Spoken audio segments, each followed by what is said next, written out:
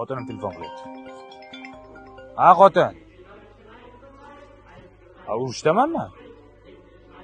Urushda nima qiladi? Urushadi-da, xotin, nima deganing u? O'ynab yuribmanmi men? O'ynab yuribman. Nima ishonmaysan? Qiziq ekansan. Hozir mana gapirib yuboringlar. Ha, yanga. Gapiring, normal gap. Ha, keling, xavotir olmang, yeringiz urushda. Bo'ldimi? Ishondingmi endi? Qaytaman onasini emas, shu urushdan omon qaytsam qaytaman.